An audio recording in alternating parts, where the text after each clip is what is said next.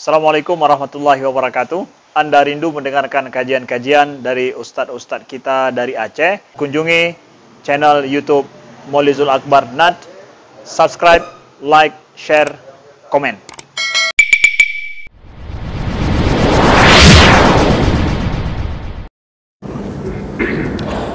Assalamualaikum warahmatullahi wabarakatuh. Alhamdulillahi rabbil alamin. Wa bi ni'matihi tatimmu shalihat. Asyhadu an la ilaha illallah wahdahu la syarika lah. Wa asyhadu anna Muhammadan 'abduhu wa rasuluhul karim. Allahumma shalli wa sallim ala nabiyyina Muhammadin wa ala alihi wa ashabihi ajma'in. Amma ba'd. Rabbi shrah li sadri wa yassir li amri wahlul 'uqdatam min lisani yafqahu qawli. Segala puji bagi Allah, kemudian salawat dan salam pada Rasulullah, pada keluarga dan seluruh sahabat-sahabatnya. Jemaah salat maghrib dan isya yang Allah muliakan insyaAllah, kita masih membahas tentang fadilah orang-orang yang bertaubat. Di pertemuan kita yang lalu, kita sudah bahas di antara kelebihan dan keutamaan yang Allah beri bagi mereka yang benar-benar taubatan nasuha, yaitu setelah Allah ampunkan dosa mereka, maka Allah ganti segala kesalahan mereka dengan kebaikan. Dan ini ada dua makna, bisa diganti di dunia, yaitu yang ahli maksiat, Allah tumbuhkan rasa cinta kepada agama, Allah jauhkan dia dari jalan-jalan perzinaan, Allah buat dia benci kepada dunia riba. Jadi ditumbuhkan Allah kebaikan. Itu kalau orang benar-benar taubat, Allah berikan di dunia. Itu makna pertama. Makna kedua dari Ibnu Abbas menyebutkan bisa jadi Allah ganti segala dosa-dosanya menjadi kebaikan di akhirat, yaitu Allah ampunkan, lalu Allah ganti menjadi penduduk surga dengan taubatnya, walaupun dia banyak melakukan dosa-dosa sebelumnya. Jadi tidak ada ruginya, bahkan keberuntungan yang didapatkan oleh orang yang bertaubat. Kita lanjut fadilah berikutnya, yaitu orang-orang yang bertaubat atau taubatan nasuha akan menyebabkan turunnya keberkahan dari Allah Subhanahu wa ta'ala. Jadi taubat itu penyebab datangnya, turunnya, munculnya keberkahan, dan itu dari berbagai sisi kehidupan. Allah sendiri yang sebutkan di dalam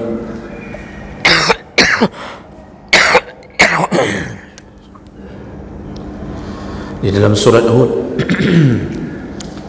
ayat 52, yaitu ketika Nabi Hud mengajak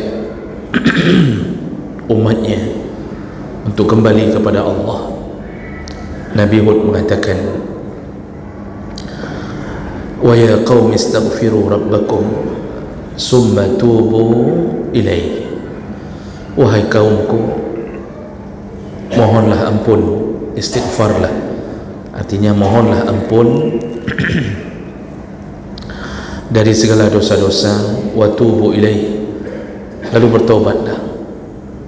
Jadi mohon istighfar, kata Nabi Hud, istighfarlah lalu bertaubatlah. Jadi ini dua pasang proses dalam menerima keberkahan. Istighfar diiringi dengan taubat. Kalau hanya istighfar yang keluar dari lisan tanpa diiringi perasaan ingin taubat, maka istighfar itu tidak bisa mengampunkan dosa. Karena yang selama ini banyak terjadi, seseorang mengucapkan istighfar menjadi sebuah kebiasaannya, tapi tetap maksiat dia lanjutkan, dan dia nggak ada rencana untuk berhenti dari maksiatnya, tapi dia dalam refleksnya, dalam latahnya, setiap kali dia mendapatkan sesuatu yang mengejutkannya, langsung dia astagfirullah, astagfirullah. Atau boleh saja seseorang memperbanyak istighfar tapi hanya di dalam lisan, dia mengucapkan astagfirullah, astagfirullah atau astagfirullahalazim, tapi tidak ada rencana untuk sebenar-benarnya mohon ampun. Jadi hanya seperti alunan kata-kata yang dia sudah hafal, lalu dia ulang-ulang setiap hari. Kalau bahasa halusnya apa? Itu orang yang tidak sinkron antara mulut dan hati. Mulut istighfar terus, habis solat itu duluan astagfirullahaladzim, astagfirullahaladzim. Habis solat tetap maksiat, sendal orang tetap hilang. Jadi yang model-model begini itu istighfar yang tidak diiringi taubat. Maka Nabi Hud mengatakan kepada kaumnya, istaghfiru, beristighfarlah, artinya mohonlah ampun. Kemudian setelah istighfar kepada Tuhanmu, watubu, lalu bertaubatlah. Nah, inilah istighfar yang diiringi taubat yang menyebabkan turunnya keberkahan. Istighfar itu bahagian daripada proses menuju taubat, tapi harus betul-betul taubat. Maka apa yang dijanjikan oleh Allah, Allah kutip perkataan Nabi Hud, dan seorang Nabi apabila berkata-kata tentu dia mendapat rekomendasi dari Allah. Jadi seorang Nabi tidak akan berani menjanjikan sesuatu kepada umatnya kecuali apa yang telah dijanjikan oleh Allah Subhanahu Wa Taala, karena nanti akan menjadi sebuah kedustaan. Hari ini kan orang berjanji, ya, itu tidak ada rekomendasi dari Allah, janjinya janji manusia. Ini banyak kan, ini sudah mulai tahun-tahun berjanji. Ini tahun-tahun berjanji. Kita akan lihat banyak orang janji ini, janji itu, tapi setelah itu dia berdusta dan gak ada jaminan. Dia sendiri tidak kaya, apalagi mengkayakan orang. Tapi kalau Nabi mengucapkan setelah engkau lakukan ini maka engkau dapatkan ini, itu semua rekomendasi dari Allah, dan itu pasti, karena Allah tidak akan melanggar janjinya. Maka apa yang terjadi kalau engkau istighfar lalu engkau diiringi dengan taubatan nasuha? Maka yang didapatkan oleh orang-orang yang taubat setelah itu adalah yursilis samaa alaikum midrara, Allah akan curahkan kepadamu hujan yang lebat. Jadi janjinya adalah Allah akan memberikan hujan yang sifatnya adalah midrara, yaitu hujan dengan curahan yang cukup, dan hujan itulah yang akan membawa kesuburan. Jadi itu diawali dari apa? Taubat. Hujan yang dimaksud adalah hujan yang membawa kemakmuran bagi siapapun yang taubat, dan ini melambangkan bertambahnya rezeki. Orang yang taubat meninggalkan satu maksiat, lalu dia mulai mengusahakan yang halal untuk dia makan, dia tidak lagi terjun ke dunia haram, Allah akan limpahkan melalui hujan. Itu maksudnya Allah tumbuhkan dari bumi apa yang dia tanam akan menjadi keberkahan untuknya, subur tanamannya, dia jual jadi uang yang berkah. Kalau dia tanam pohon, buah-buahannya akan lebat. Itu berada di tangan orang taubat. Kalau dia berdagang, Allah curahkan segala keberkahan padanya. Itu janji Allah. Jadi dari langit Allah turunkan hujan, memberi semua kemakmuran bagi yang taubat. Wa yazidukum quwwatan ila quwwatikum, Allah akan tambah kekuatanmu di atas kekuatan. Jadi yang kedua janji Allah, Allah akan berikan kekuatan untuk melanjutkan kesalehan. Orang yang taubat itu diberi keberkahan pada rezekinya melalui hujan, melalui bumi. Jadi Allah perintahkan langit, Allah perintahkan bumi untuk memelihara orang yang taubat. Dan coba lihatlah keadaan orang-orang yang taubat, kehidupannya semakin baik, semakin baik. Orang yang dulu tidak salat, hidupnya morat-marit, ada rezeki, gaji banyak, tapi keadaannya seperti orang yang tidak punya harta. Keributan dalam rumah tangga menjadi tontonan hari-hari, anak-anak yang hancur-hancuran, tidak ada kenyamanan hidup, uang habis, begitu gaji tanggal 5 habis, gaji tanggal 4, tanggal 5 habis. Dan Indonesia menempati nomor 1 pengguna judi online terbanyak di dunia. Itu sudah diposting, hasil postingan, Indonesia mencapai 80% lebih pemakai judi online terbesar di dunia. Itu prestasi Indonesia. Makanya jangan heran, dari Aceh saja Padumna kedai kopi habis urung main judi online apa tu. Luar biasa prestasi Indonesia ini, sehingga itu menjadi hal yang kita bisa baca. Terlalu banyak orang bermaksiat di negeri ini, sehingga Allah tidak lagi memelihara keberkahannya di atas negeri ini. Kekacauan demi kekacauan, kehancuran hidup. Orang kalau dipelihara oleh Allah makmur. Negara pun kalau semuanya taubat, paling kurang ya dominannya atau mayoritasnya orang-orang taubat, itu negara itu dipelihara oleh Allah Subhanahu wa ta'ala. Semakin kecil persen terjadinya maksiat, semakin besar keberkahan yang Allah kirimkan. Jadi Allah Subhanahu wa ta'ala selain mengirimkan keberkahan melalui langit, Allah juga menambahkan kekuatan. Ini kekuatan ini dalam tafsir Ibnu Katsir disebutkan kemuliaan, bertambah mulia, bertambah kuat untuk melakukan ibadah. Jadi kekuatan-kekuatan menuju surga Allah Subhanahu wa ta'ala, dan itu diberikan kepada orang-orang yang taubat. Dan lalu Allah akhiri kalimat ini dalam surat Hud ini, wala tatawallaw mujrimin, janganlah engkau kembali melakukan perbuatan dosa, atau jangan engkau berpaling menjadi orang-orang yang berdosa kembali. Jadi Allah ingatkan itu, dan ini dikuatkan oleh Allah dalam surat Nuh ayat 10 sampai 12. Allah menyebutkan, yaitu ketika Nabi Nuh juga menasihati kaumnya. Apa kata Nabi Nuh? Faqul tustaghfiru rabbakum. Nabi Nuh berkata, maka aku katakan kepada umatku, istighfarlah kalian. Artinya bertaubatlah kalian dengan istighfar.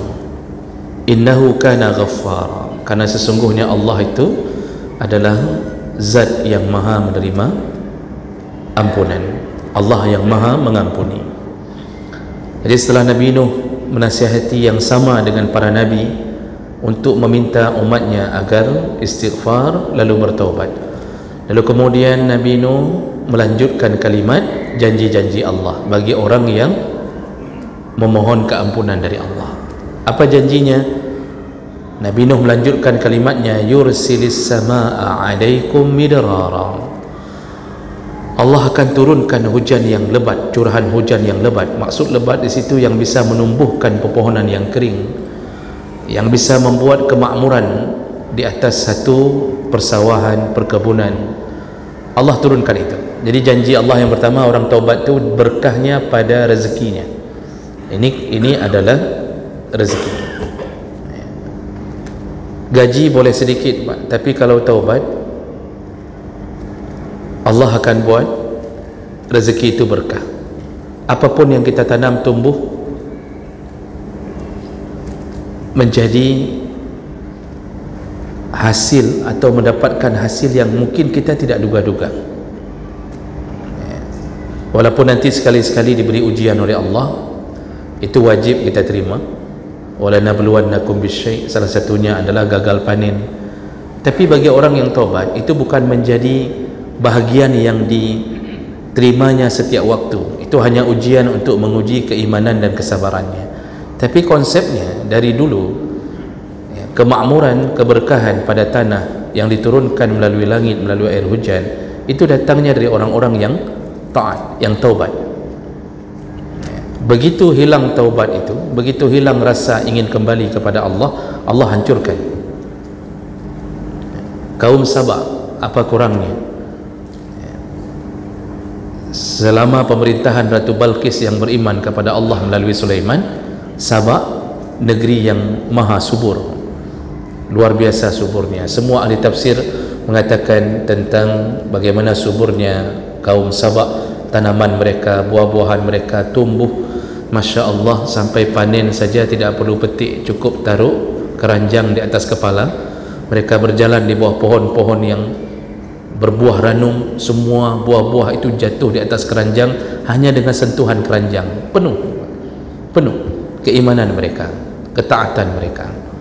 Jadi efek daripada taubat, sawah kita mendapatkan hasil yang baik, apa yang kita tanam baik hasilnya. Jadi kalau kita ukur ke sini, Allah bisa buat gagal apapun yang kita tanam kalau kita ahli maksiat yang tidak taubat. Maka saya pernah bilang, kalau sudah buah-buahan sudah tidak menjadi rezeki yang baik, itu berarti pemiliknya atau lingkungan di sekitar buah-buahan itu dipenuhi oleh orang-orang yang maksiat. Kebun ada di mana-mana, salat tak pernah pergi ke kebun bersihin kebun. Rangkang ada, balai ada, salat enggak ada. Datang waktu zuhur tak salat. Maka yang tumbuh apa? Tumbuh durian tapi tak manis lagi. Orang mau beli pun malas, akhirnya membusuk sendiri. Dia tumbuh tapi tidak jadi uang. Malam dijual, kemudian kembali menjadi chip. Main lagi judi, habis lagi. Yang istri tetap terlantar, anak tetap terlantar. Kenapa pikiran itu muncul? Tidak taubat. Kenapa buah-buahan hari ini tidak menarik lagi untuk kita konsumsi? Jadi orang mengatakan hai tablo hana mamehli be tablo. Itu semua akibat kita menjauh dari Allah. Dan itu dipastikan, Pak, hujan itu turun kepada orang-orang yang taat. Makanya dalam salah satu hadis Nabi yang menceritakan bahawa ketika ada seorang laki-laki berjalan di tengah padang pasir, lalu tiba-tiba melihat gumpalan awan yang mulai nampak mendung. Lalu kemudian laki-laki itu mendengarkan suara dari balik awan itu. Ini hadis Nabi, hadis sahih. Mendengarkan suara dari balik awan, suara itu mengatakan bawalah hujan ini. Jadi mau mendung nih, jadi disuruh bergeraklah. Artinya bawalah hujan ke kebun fulan, disebutkan nama. Dalam hadis itu fulan, tidak disebutkan nama dalam hadis, tapi suara itu menyebutkan nama. Laki-laki ini heran, dari mana asal suara dia tidak tahu, tapi terdengar di telinganya. Akhirnya setelah suara itu muncul, awan tiba-tiba langsung bergerak menuju ke satu tempat. Laki-laki ini karena penasaran mengikutinya. Ternyata awan itu berdiri di atas satu kebun. Lalu turunlah hujan. Hanya di kebun itu saja, hanya di kebun itu saja. Tidak keluar pun dari tanah kebun itu. Hujannya cuma di situ saja. Lalu laki-laki itu mendekat dan dia lihat pemilik kebun sedang mengaliri air di kebunnya. Lalu dia panggil dan dia bertanya, benarkah engkau bernama fulan? Benar, katanya, dia sebutkan nama, tapi dalam hadis tidak disebutkan namanya. Lalu laki-laki itu bertanya, ada apa? Laki-laki yang di padang pasir tadi mengatakan, tadi aku mendengarkan suara yang mengatakan awan yang mendung ini tolong bawa ke kebun fulan, dan itu kebunmu, dan hanya hujan di kebunmu, tidak hujan sedikit pun di luar kebunmu. Apa yang kau lakukan sehingga Allah memuliakanmu? Apa jawaban laki-laki ini, Bapak Ibu? Dia mengatakan, pertama dia ucapkan rasa syukurnya, lalu dia mengatakan, aku membagi hasil dari kebun ini menjadi 3 bahagian. Sepertiganya untuk kujadikan modal kembali, sepertiganya untuk ku nafkahi keluargaku, dan sepertiganya untuk ku sedekahkan. Dan ini amalan orang-orang taat, selalu memikirkan akhirat. Orang taubat itu gayanya suka sedekah. Dulu mungkin curi barang orang, setelah taubat berubah karena diganti dengan kebaikan oleh Allah. Itu gayanya orang taat, selalu dia katakan itu. Asal hasil kebunnya tetap sedekah sepertiga, modal sepertiga, memberi nafkah sepertiga. Ternyata itulah yang membuat Allah menurunkan hujan hanya di tempat dia saja. Seandainya pemilik kebun semua mendengarkan hadis ini, sungguh mereka akan mengikuti apa yang dilakukan oleh laki-laki ini. Dan itu terjadi. Makanya Nabi Nuh mengatakan, kalau engkau taubat, Allah turunkan hujan untuk membuat semua tanamanmu bermanfaat. Jadi tanaman itu ada interaksi, ada interaksi dengan si pemilik. Pemiliknya ahli maksiat, tanaman pun tidak mau menjadi keberkahan. Bapak Ibu yang Allah muliakan,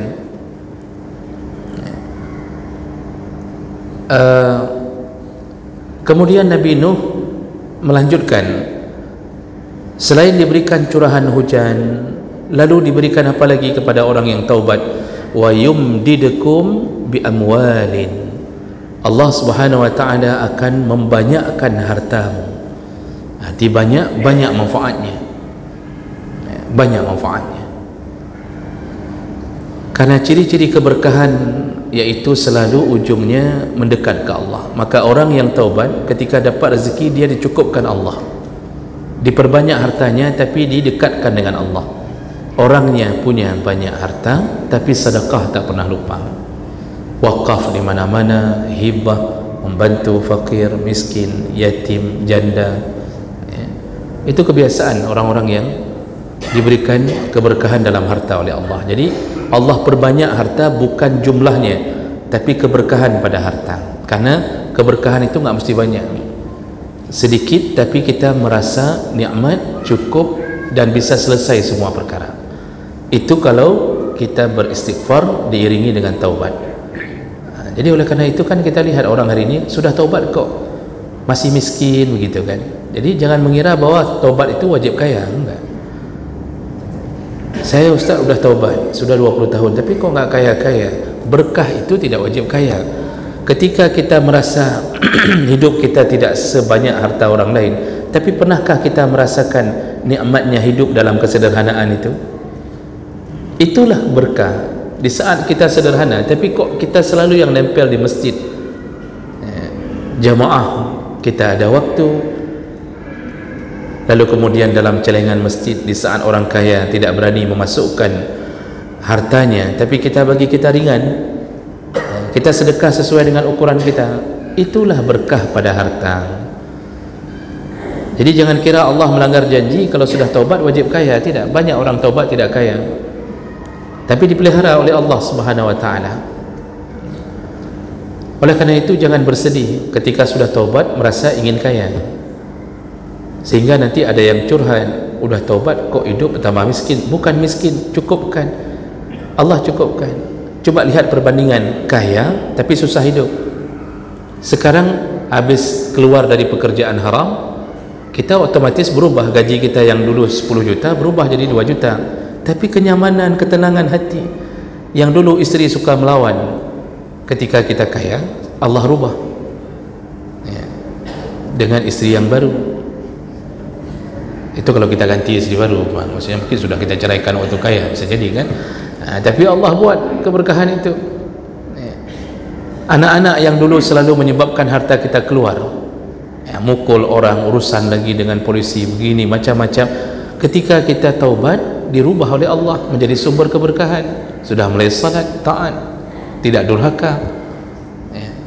Kita cuma punya ada motor, kita tidak ada mobil, tapi motor kita membuat semua selesai urusan. Yang punya mobil nggak beres-beres urusan. Dan kita dihilangkan oleh Allah pengeluaran harta yang sifatnya membludak sekali keluar. Jadi tidak ada lagi sakit yang sifatnya kira-kira membuat kita kadang-kadang sampai habis harta kita. Allah tidak buat itu. Ya, dicukupkan sesuai dengan kecukupan harta. Bagi kita yang mungkin gaji-gaji 1,5 juta setelah taubat, itu Allah enggak kasih sakit yang kira-kira membuat hilangnya harta semua sampai isteri minta cerai lagi, tidak. Paling ya dikasih panu, kurap, sariawan, 3 sariawan. Kalau lagi ni hantarkan. Ya. Jadi jemaah melakukan Allah Subhanahu Wa Taala. Allah janji yang taubat diturunkan keberkahan, diperbanyak harta, iaitu keberkahannya. Itu yang kedua. Selesaikah? Belum. Nabi Nuh melanjutkan. Lalu apa lagi yang diberi oleh Allah? Wa banin, engkau akan diberikan anak. Jadi ini kalau dinisbahkan pada kalimat wa yumdidukum, anakmu akan dibuat banyak oleh Allah Subhanahu Wa Taala. Anak itu kan impian semua orang. Kita salah satu daripada harapan, mimpi, berangan-angan setelah pernikahan adalah anak. Makanya ada orang yang diberi ujian oleh Allah, tidak diberikan oleh Allah anak.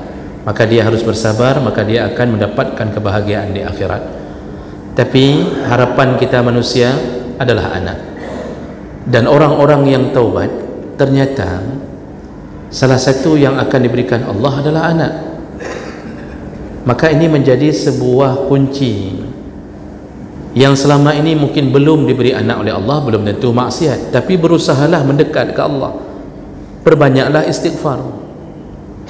Istighfar itu jalan menuju kesuburan, bukan hanya subur harta, ternyata subur kandungan.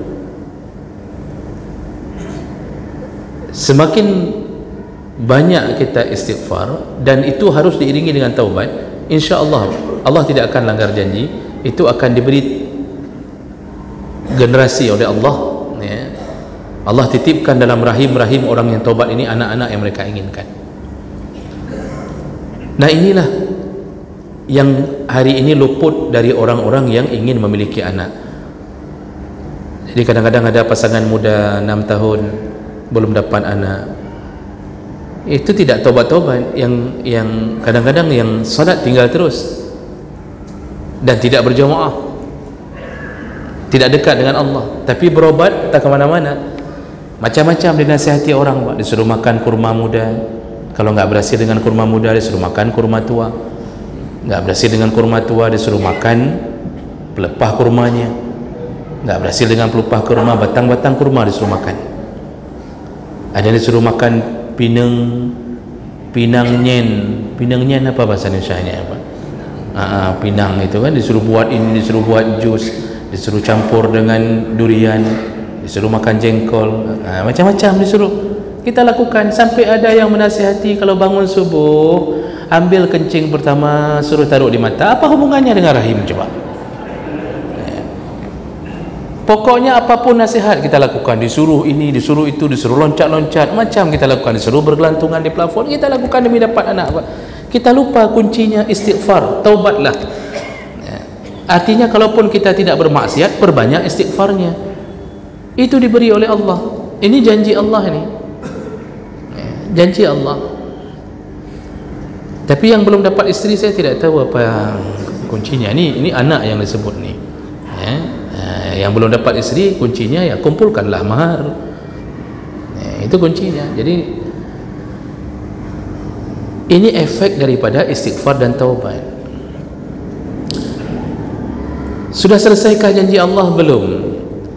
Allah katakan lagi, wa yaj'al lakum jannatin wa yaj'al lakum anhara. Lalu Allah akan buat kebun-kebunmu subur. Jadi selain dicurahkan hujan, kebun-kebunmu dipastikan subur, dan di dalamnya akan mengalir sungai-sungai. Itu lambang daripada kesuburan. Maka tanam-tanaman itu seperti kita sebutkan tadi, itu akan membuahkan hasil yang lebih ketika orang taat kepada Allah Subhanahu Wa Taala. Makanya ada hadis, saya lupa riwayatnya, tapi saya baca hadisnya. Itu Nabi kalau mendekat ke tanaman, beliau berdoa, Allahumma barik lana fi samarina. Ya Allah, berkahilah kami dengan tanaman kami ini. Jadi Pak, kita kalau tanam tanaman itu doa Pak. Jadi ketika mendekat dengan tanaman, bukan hanya memberi pupuk, tapi kedekatan, karena dia makhluk Allah. Yang bisa membuat dia subur itu Allah, izin Allah. Jadi bukan tanah, bukan pH tanah. Orang mengatakan Indonesia tanah yang subur, apapun dicampak tumbuh sendiri. Betul, tapi bukan tumbuh untuk membuat kesejahteraan. Buktinya banyak tumbuh tapi tidak sejahtera. Ini 2024 BBM Pertalite mau dihilangkan, tanaman tumbuh terus tapi masyarakat hancur terus. Kenapa? Kita kunci nggak dapat Pak, tidak ada keberkahan, tidak ada keberkahan. Jadi tanah itu subur izin Allah, tapi ternyata tidak diberi keberkahan untuk penduduknya. Maka agar tumbuh itu menjadi keberkahan, harus dekat dengan Allah, wajib taubat. Makanya Nabi kalau tanaman itu didoakan, kita doa Pak. Jadi kalau bapak tanam pohon kelapa di belakang, itu setiap kali ke belakang sambil ngambil jemuran atau sambil berjemur, antara dua, ngambil jemuran atau berjemur, itu doa saja, Allahumma barik lana fi samar, mendekat ke pohon kelapa, Allahumma barik lana fi samarina. Itu doa itu kelapanya insyaAllah airnya banyak, walaupun buahnya kecil, tapi airnya Masya Allah melimpah ruah. Itu begitu. Lalu kenapa pohon-pohon yang di dekat masjid subur-subur? Ya karena hidupnya dalam dalam mendengarkan ketaatan, melihat ketaatan. Coba tanam pohon Pak, rata-rata di masjid tumbuhnya subur.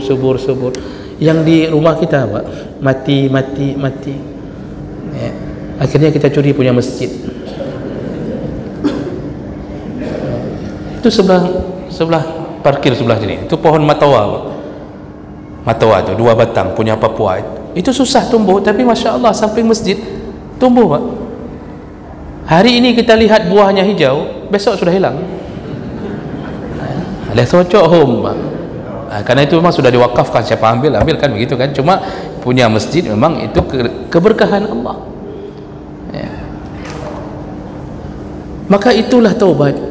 Masya Allah, orang taubat itu banyak sekali dapat hal-hal yang dia tidak duga-duga di sisi Allah Subhanahu Wa Taala.